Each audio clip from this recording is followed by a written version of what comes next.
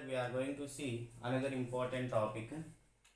Can energy be released without oxygen? Oxygen లేకుండా energy release అవుతుందా శ్వాసక్రియలో? ఇక్కడ మన హెడ్డింగ్ ఏంటంటే can energy be released without oxygen. So can energy be released without oxygen? Without oxygen energy cannot be released. So answer is no. Without oxygen, energy cannot be released. Why? Because oxygen, it is one of the most important essential component for the oxidation of glucose or food materials in our cells. So to release the energy in cellular respiration, compulsory oxygen is needed. In the last class we discussed in the aerobic respiration how oxygen plays a major role in producing the energy. Generally in aerobic respiration, to produce the energy from a glucose molecule, the glucose molecule has to be traveled in 3 stages like glycolysis, Krebs cycle, electron transport. So glycolysis is a common respiration which occurs both in aerobic respiration and anaerobic respiration. ఇక్కడ glucose అనేది energy release అవ్వాలంటే ప్రతి కణంలో ఒక glucose molecule ఇక్కడ 3 దశల గుండా travel చేయాల్సి ఉంటుంది. ఒకటి glycolysis, Krebs cycle, electron transport. Glycolysis అనేది ఏంటంటే ఇది ఒక కామన్ రెస్పిరేషన్ అనమాట. ప్రతి సెల్లో దాని సైటోప్లాజంలో జరుగుతుంది గ్లైకాలసిస్.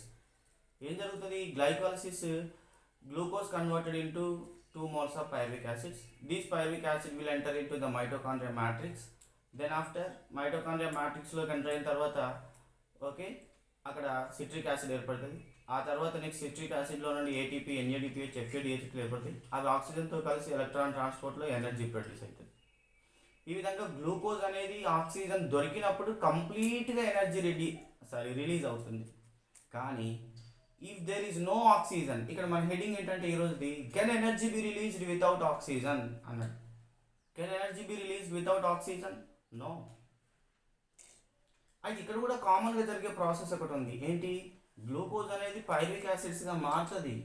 కానీ పైరువిక్ యాసిడ్స్ కనుక ఆక్సిజన్ దొరకకపోతే అక్కడ ఎనర్జీ రిలీజ్ కాదు. ఎనర్జీ రిలీజ్ అవ్వడానికి బదులు ఐదర్ ఇథైల్ ఆల్కహాల్గా లేదా లాక్టిక్ యాసిడ్గా మారిపోతుంది. మోస్ట్ ఇంపార్టెంట్ టాపిక్ ఇక్కడ, ఆక్సిజన్ లేనప్పుడు ఎనర్జీ రిలీజ్ అవ్వదు.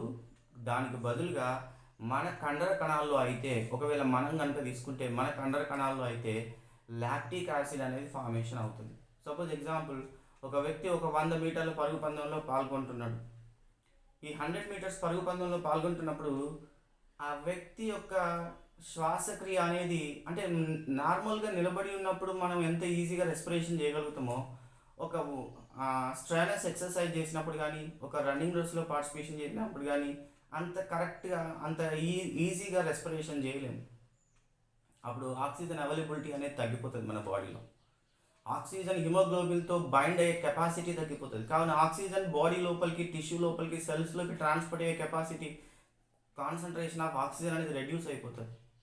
ఎప్పుడైతే ఆక్సిజన్ దొరకదో మన గ్లూకోజ్లో కండర కణాల్లో ఉన్నటువంటి గ్లూకోజ్ ఏమవుతుందంటే పైరువిక్ యాసిడ్స్గా మారుతుంది. కానీ పైరువిక్ యాసిడ్స్కి ఆక్సిజన్ దొరకకపోతే ఈ పైరువిక్ యాసిడ్స్ అన్నీ లాక్టిక్ యాసిడ్గా మారిపోతాయి. అందుకని కాసేపు పరిగెత్తిన తర్వాత, పరుగు పందెంలో కొంతమంది పరిగెత్తున్నప్పుడు ఏమవుతారంటే కాసేపు పరిగెత్తిన తర్వాత అలసట వచ్చి కింద పడిపోతారు. చాలామంది శ్వాస ఆడక చనిపోయిన వాళ్ళు కూడా ఉంటారు. చాలా ఎస్ఐ ఈవెంట్స్లో కానీ, కానిస్టేబుల్ ఈవెంట్స్లో కనుక చూస్తే చాలామంది వాళ్ళు పరిగెట్టాలి, ఉద్యోగం సంపాదించాలనే ఆతృతతో పరిగెత్తి ఆక్సిజన్ అందకపోతే వాళ్ళ కండర కణాల్లో లాక్టిక్ యాసిడ్ యొక్క కాన్సన్ట్రేషన్ పెరిగిపోయి ఆక్సిజన్ అందక శ్వాస తీసుకోవడం ఇబ్బంది అయిపోయి ఆ తర్వాత మరణించిన పరిస్థితులు కూడా చాలా చూసినాం. కాబట్టి ఆక్సిజన్ లేనప్పుడు మన దేహంలో అయితే కండర కణాల్లో లాక్టిక్ యాసిడ్ అనేది ఫామ్ అవుతుంది. So very very most important, when oxygen is not available in the muscular cells, the glucose is being converted into lactic acid, the glucose is being converted into pyruvic acids. When pyruvic acid does not get optimum oxygen, then this pyruvic acid will turn into lactic acid. When lactic acid is formed in our body, that gets which brings the tired feeling in our body so that we fell down if we are in the hard work. కాబట్టి ఇక్కడ ఒక మన graph ఉంది చూడండి. ఈ graph కనుక చూస్తే ఒక 9 నిమిషాలు కంటిన్యూస్గా ఒక హార్డ్ వర్క్ చేసిన వ్యక్తిలో ఉన్న బ్లడ్ని తీసి బ్లడ్ శాంపిల్స్ తీసి టెస్ట్ చేసిండ్రు. సపోజ్ ఒక 9 నిమిషాలు వరుసగా కంటిన్యూస్గా సైకిల్ దొక్కడం కానీ, లేదా ఒక 9 నిమిషాలు పరుగు పందెంలో పరిగెత్తిన వ్యక్తి కానీ, ఇలాంటి ఒక 9 minutes చాలా స్ట్రెయినస్ ఎక్సర్సైజ్ చేసిన ఆ వ్యక్తి యొక్క బ్లడ్ను తీసి కనుక అబ్జర్వ్ చేస్తే ఆ బ్లడ్లో ఉన్న లాక్టిక్ యాసిడ్ పర్సంటేజ్ అనేది ఎలా ఉంది అనేది ఇక్కడ గ్రాఫ్లో మనం వివరించబోతున్నాం. ఒకసారి చూసినట్లయితే ఇక్కడ మనకి ఎక్స్ యాక్సిస్ ఉంది. సియర్ on x axis, this is the x axis అనుకోండి, 0, 10, 20, 30, 40, 50, 60 seconds. ఓకే, ఇవి టైమ్ ఇన్ సెకండ్స్. ఈ ఎక్స్ యాక్సిస్ ఇదంతా ఎక్స్ యాక్సిస్ అనుకున్నట్లయితే 0, 10, 20, 30, 40, 50, 60 ఇవి 60 seconds. ఇక ఇటువైపు కనుక చూసినట్లయితే ఇది టైమ్ ఇన్ సెకండ్స్ లేదా టైమ్ ఇన్ మినిట్స్. ఇక సపోజ్ ఇది 0, 10, 20, 30, 40, 50, 60 minutes అనుకోండి, ఇది 60 minutes. ఓకే, ఇది 60 minutes. ఈ పై వైపు ఇదేమో Y axis, this is the Y axis. ఈ వై యాక్సిస్ ఇక్కడ రాసిన, ఇక్కడ మనకి స్పేస్ సరిపోవంత లేదు కనుక ఇక్కడ రాసిన కాన్సన్ట్రేషన్ ఆఫ్ లాక్టిక్ యాసిడ్. ఇక్కడ 20, 0, 20, 40, 60, 80, 100 ఈ వై యాక్సిస్ అంతా ఏం చూపెడుతుందంటే ఇది concentration of lactic acid in our blood. ఇదేమో ఎక్స్ యాక్సిస్ ఏమో 0 to 60 minutes, ఇదేమో టైమ్ ఇన్ మినిట్స్ లేదా సెకండ్స్ అనేది చూపెడుతుంది. ఇప్పుడు ఈ విధంగా కనుక చూసినట్లయితే లాక్టిక్ యాసిడ్ యొక్క ఫార్మేషన్ అనేది ఒక 9 నిమిషాలు కంటిన్యూస్గా స్ట్రైనస్ ఎక్సర్సైజ్ చేసిన వ్యక్తి యొక్క బ్లడ్లో ఎలాంటి పర్సంటేజ్ ఆఫ్ లాక్టిక్ యాసిడ్ అనేది ఫామ్ అయింది కనుక చూస్తే అబ్జర్వ్ చేసి ఇక్కడ మనం సపోజ్ ఇక్కడ చూడండి 0 to 9 minutes ఇది కంటిన్యూస్గా స్ట్రైనస్ ఎక్సర్సైజ్ చేసిన వ్యక్తి యొక్క బ్లడ్లో లాక్టిక్ యాసిడ్ ఎలా ఫామ్ అయింది.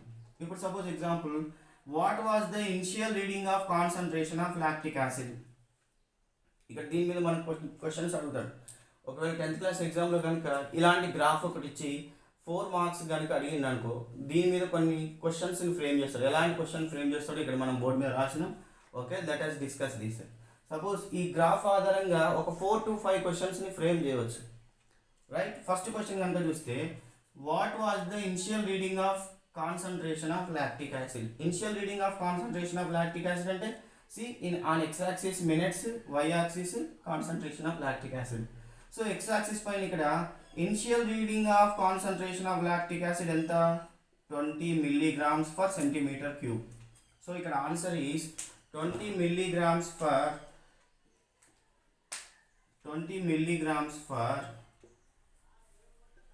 centimeter cube. ఇక్కడ చూడవచ్చు మనం క్లియర్గా ఇది 0 to 9 minutes కంటిన్యూస్గా ఎక్సర్సైజ్ చేసిన వ్యక్తి యొక్క బ్లడ్ శాంపుల్, దాంట్లో ఫామ్ అయిన లాక్టిక్ యాసిడ్. అయితే మొదటిగా initial reading of concentration of lactic acid ఎంత, ఎక్కడ నుండి స్టార్ట్ అయిందంటే 9 minutesలో 20 milligrams per centimeter cube దగ్గర స్టార్ట్ అయింది. ఇక్కడ నుండి what was the greatest concentration during the study, ఇక్కడ నుండి ఇలా పైకి ఎక్స్టెండ్ చేస్తే ఇలా చూడండి కాన్సన్ట్రేషన్ ఆఫ్ లాక్టిక్ యాసిడ్ ఎక్కడికి వచ్చింది, ఇగో 100 దాటి అప్రాక్సిమేట్గా 101. అంటే what was the greatest concentration during the study అంటే it is approximately 101 centimeter cube. So 101 milligrams per centimeter cube. ఏంది greatest concentration during the study అంటే 20 milligrams నుండి స్టార్ట్ చేస్తే ఇలా ఇది ఎక్స్టెండ్ అయిపోయి ఎక్కడ దాకా వచ్చింది, పీక్ లెవెల్ స్టేజ్ అంటే 101 లెవెల్ వరకు వచ్చేసింది. నెక్స్ట్ థర్డ్ క్వశ్చన్ కనుక చూస్తే after how many minutes it is reach to the greatest concentration. మరి ఇక్కడ 20 milligrams నుండి 101కి చేరడానికి ఎన్ని నిమిషాల టైం పట్టింది లాక్టిక్ యాసిడ్ బ్లడ్లో అంటే చూడండి ఇది 20 milligrams, ఈ 20 milligrams నుండి 101 ఇది ఎక్కడి వరకు వచ్చేస్తుందంటే ఇలా చూస్తే సపోజ్ ఇది టైమ్ ఇన్ మినిట్స్లో 0, 10, 15, 20 ఈ మధ్యది 15 అనుకున్నట్లయితే ఇది 15 minutes. ఈ 15 minutesకి కొంచెం ఇటువైపుగా ఉంది, రైట్ సైడ్లో ఉంది కాబట్టి ఇక్కడికి ఎంత అనుకోవచ్చు, సపోజ్ అప్రాక్సిమేట్గా ఒక 14 minutes అనుకోండి. అలా అయితే after how many minutes it is reach to the greatest concentration అంటే 14 minutes.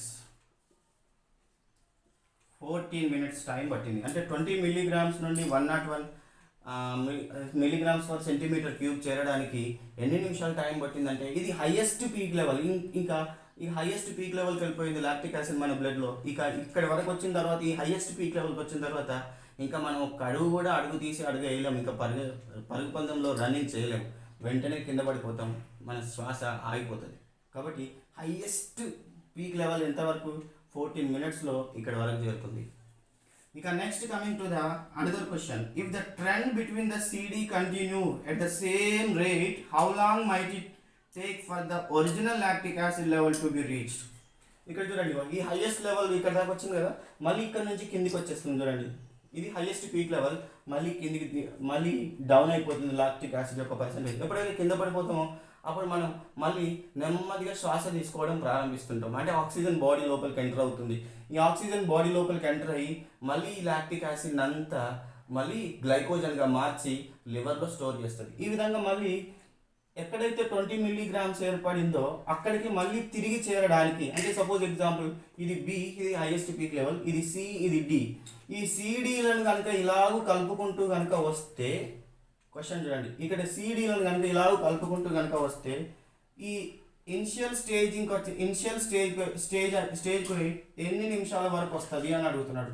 అంటే ఇలా ఎక్స్టెండ్ చేయాలి మనం, ఈ CDని ఇలాగ ఎక్స్టెండ్ చేసుకుంటూ వస్తే, సపోజ్ ఇక్కడ 60 ఉన్నది, ఇది 65 అనుకోండి, ఇది 70 అనుకోండి, ఇలా 70 వరకు వచ్చేసరికి ఇగో ఇక్కడ ఈ 20 milligrams, ఇది కూడా 20 milligrams per centimeter cube. ఒకవేళ 70 minutes వరకు వచ్చి ఇక్కడికి వచ్చేసరికి ఇది చేరింది అనుకోండి. అంటే ఇప్పుడు ఈ 70 milligrams అంటే 70 మైనస్ ఎంత, 70 మైనస్ ఇక్కడ సపోజ్ ఇక్కడ 57 ఉంది, అంటే సపోజ్ అంటే 13, 70 మైనస్ 13, 70 మైనస్ అంటే ఇక్కడ ఆల్రెడీ 57 దగ్గర ఉన్నది. 57 నుండి మనం ఎక్స్టెండ్ చేసినాం, ఎక్కడి వరకు వచ్చేసరికి సేమ్ అయింది 20 milligrams. 20 వరకు వచ్చేసరికి ఈ 20 milligramsకి ఇక్కడికి సేమ్ రావాలంటే సపోజ్ ఒక 70 వరకు ఎక్స్టెండ్ చేస్తే అంటే 13 minutes. ఈ 13 minutesని ఈ దీంట్లోకి తీసేస్తే 70 మైనస్ 13 కనుక చేసుకుంటే ఎంత, సపోజ్ ఎగ్జాంపుల్ 57 minutes. ఎక్కడైతే 20 milligrams వరకు వచ్చిందో అదే 20 milligrams మళ్ళీ తిరిగి యథాస్థానానికి రావడానికి ఎంత ఎక్స్టెండ్ చేయవచ్చు అంటే ఒక 57 minutes టైం పడుతుంది. ఈ 57 minutes, ఓకే, ఈ 57 minutes కనుక చూస్తే ఈ 57 minutesలో మళ్ళీ తిరిగి దాని యథాస్థానానికి వచ్చేస్తుంది. ఈ విధంగా దీని మీద మన క్వశ్చన్స్ అడుగుతాడు. Can energy be released without oxygen అంటే no, energy cannot be released without oxygen. Okay, దీన్నే ఈ విధంగా కండర కణాల్లో ఆక్సిజన్ లేకపోవడం వల్ల, మన కండర కణాల్లో ఆక్సిజన్ లేకపోవడం వల్ల ఎనర్జీ రిలీజ్ అవ్వదు. అలాంటి ప్రాసెస్ని ఏమంటామంటే ఆక్సిజన్ డెప్త్ అంటాం. That is called oxygen depth. We call it as oxygen depth. Very very most important. The lack of oxygen is called oxygen depth. But 2 marks question lo, what is oxygen depth ante the lack of oxygen in the muscle cells is called oxygen depth. In this process the glucose is being converted into lactic acid. So this is all about the can energy be released without oxygen. Okay.